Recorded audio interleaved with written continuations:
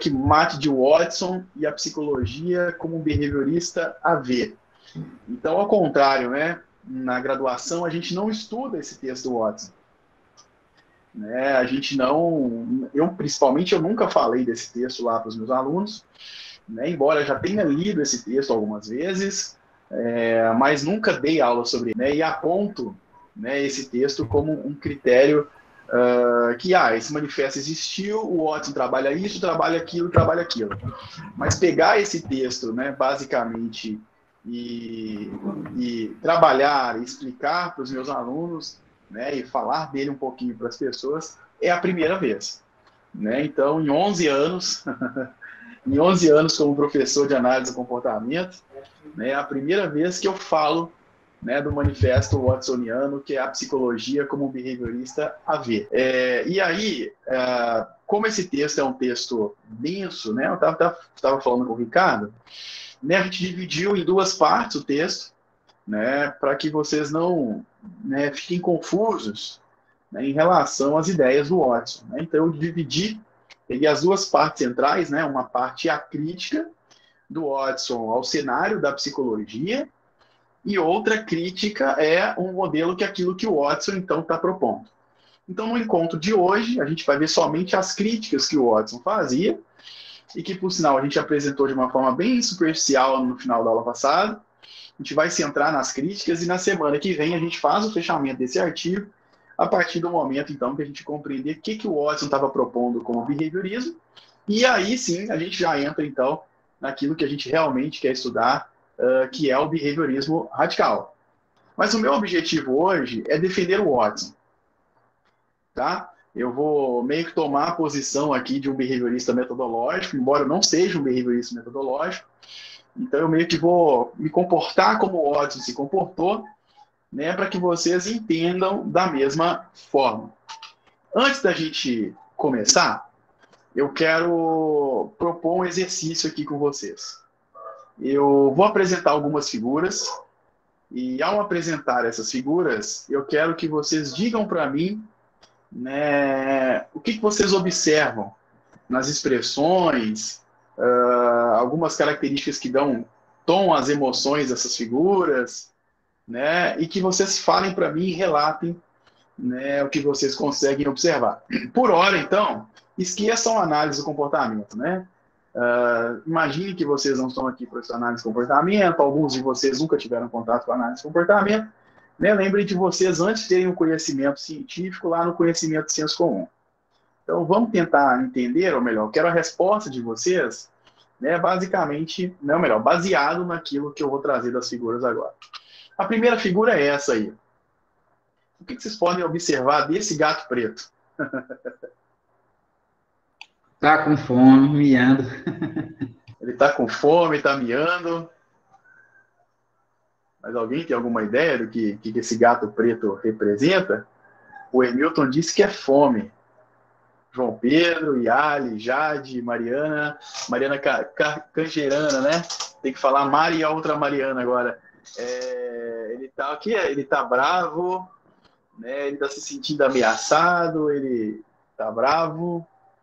Muita gente tá achando que ele tá bravo. Eu também, quando olhei para ele assim, na hora de escolher as fotos para colocar aqui, eu falei assim, esse gato tá com a cara de bravo, né? Então vamos seguir.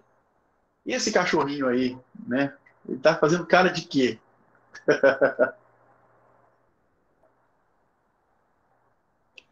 Esse daí tá feliz, tá de boa. Felizinho, de boa, satisfeito, tá tranquilo. Vamos pro próximo. E esse outro animal aí, melhor, esse cachorro, né? O que ele tá fazendo? O que vocês conseguem interpretar observando? E aí, Ricardo, você que é bom de observação, o que você observa desse cachorro aí? Brincando, animado, se divertindo, correndo, alegre. Perfeito. Agora vamos sair da condição do comportamento animal, aí além de ser animado, né? Sair da condição do comportamento animal e vamos para o comportamento humano. Esse bebezinho aí que tem 2 dentes aí. O que vocês observam desse bebezinho? Olhando para ele, o que vocês acham? Tá rindo? Tá feliz? Tá rindo, né? Ou ele pode estar fazendo feliz, achando graça, ou ele pode estar fazendo careta para alguém, né? O pai poderia ter solicitado assim, faz a cara do monstrinho, aí a criança faz a carinha do monstrinho, né? Então a gente tem essas ideias aí, né? Já esse aí não tá tentando expressão facial, mas o que vocês acham que ele está fazendo? Descobrindo, está concentrado. Oh, o Eric tirou uma resposta que eu não tinha tirado. Concentrado.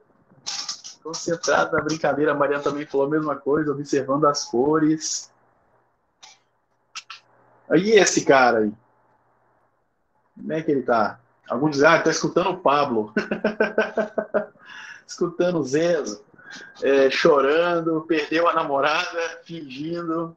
Pode ser também, né? A Rita tomou uma gaia. Pode ser respostas que a gente pode encontrar para falar dele, né? E aí a pergunta que eu quero falar para vocês, para a gente começar, então eu vou basicamente incorporar o Watson agora, é com que critério de segurança vocês usam para me afirmar essas coisas? Com que critério vocês usam para dizer para mim que esse cara está chorando, né, que essa criança aqui está concentrada, né, que esse aqui está feliz, que alguém está interagindo com ele? Por que vocês fazem isso? Baseado na sua história? Pode ser, Milton.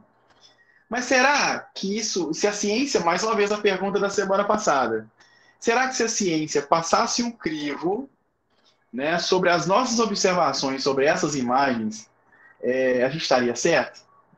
É difícil saber se esse cara está chorando ou se ele está fingindo. É difícil saber, né, o que se passa na cabeça dele, como as pessoas preferem dizer. Quiçá, gente, fazer inferência sobre o comportamento animal. Então, quando a gente começa a apontar essas preposições que a gente está apontando, nós basicamente estamos nos comportando justamente da forma como as pessoas que o Watson criticava se comportavam. Então o Watson basicamente começa a ideia do manifesto behaviorista falando assim, olha, vamos parar de invencionice, né? Vamos parar de tentar explicar os fenômenos a respeito do que as pessoas fazem, do que os animais fazem, com base de ideia que a gente não tem, a gente não sabe que é real. O João Pedro fez a minha aula de análise do comportamento, que, por sinal, eu dei uma aula sobre observação, baseado nesse livro da Maria Fernanda Diani e da Maria Amélia Matos. Não sei se vocês conhecem esse livro aqui, que é um curso de observação que eu dei para os meus alunos em análise experimental do comportamento, para eles nunca mais interpretarem as coisas baseadas em adjetivos, em qualidades. João Pedro, você consegue fazer um esforço aí para mim de descrever o comportamento desse cachorro baseado naquilo que a gente viu lá na aula de análise experimental do comportamento? Você se lembra? Eu lembro um pouco sobre a descrição das expressões. Isso, perfeito. Isso. Como é que você observa esse cachorro aí? Bom, esse cachorro está com as duas patas dianteiras levantadas, né? A perna direita dele está estendida, a segunda um pouco flexionada. Os lados, né, os cantos dos lábios, eles estão contraídos também, essa musculatura. A língua está ligeiramente para fora. Os olhos estão bem abertos, as orelhas levantadas. Foi o que eu pude observar. Perfeito. E esse bebezinho? Bom, ele está com... Em relação à boca, está com a mandíbula um pouco para frente, ali, com os lábios entreabertos, os olhos bem cerrados, assim, bem fechados. E nota-se umas certas rugas, né, ali, que indicam geralmente força nesse movimento, né, nessa pressão que ele está fazendo aí com os olhos. Perfeito, João, obrigado. É esse tipo de observação que é uma observação objetiva. João Pedro acertou em cheio agora. Então, olha como é que é difícil. Geralmente, quando a gente observa a expressão facial ou o comportamento de alguém, o que a gente faz? A gente classifica. Né? Então, a gente olha para esse bebezinho, a primeira coisa que a gente pensa é: o bebezinho está sorrindo, ele está feliz, ele está brincando. Essa não é uma observação científica. E não era essa observação que basicamente o John Watson queria. Ele queria basicamente uma observação objetiva, como essa observação que o João Pedro disse aí, ó. A criança está com os olhos cerrados, a mandíbula inferior está um pouco para frente, né? Os dois dentes da criança, né, estão aparecendo, é possível ver os dois dentes, é possível ver a marcação, né, nas partes laterais da bochecha do garoto. Ou seja, esse tipo de interpretação objetiva é uma interpretação, é uma observação que não traz um fenômeno de interpretação. Então, se eu digo que essa criança está feliz, que esse cachorro está feliz, que esse aqui também está feliz, né, e que esse aqui está concentrado, né, e que esse aqui está chorando, isso não é um critério de observação objetiva. É um critério, então, de observação pessoal. É aquilo que o Hamilton falou. A gente faz essa observação baseado na nossa história. Né? Então, em outro contexto, por exemplo, vamos imaginar, né? A gente está olhando muito para a topografia do comportamento. O que é topografia? A gente está olhando muito para a condição como o comportamento é estruturado. Esse cara poderia estar com uma dor de barriga e não necessariamente ele está chorando. Ele poderia estar com uma dor de cabeça, por isso ele está com os olhos fechados e com a mão aqui, e não necessariamente ele está triste. Então, muito cuidado, né? Essa é uma observação que eu já começo a ensinar para vocês. Muito cuidado na forma como a gente observa o comportamento dos outros e nas inferências que a gente costuma fazer sobre esse comportamento.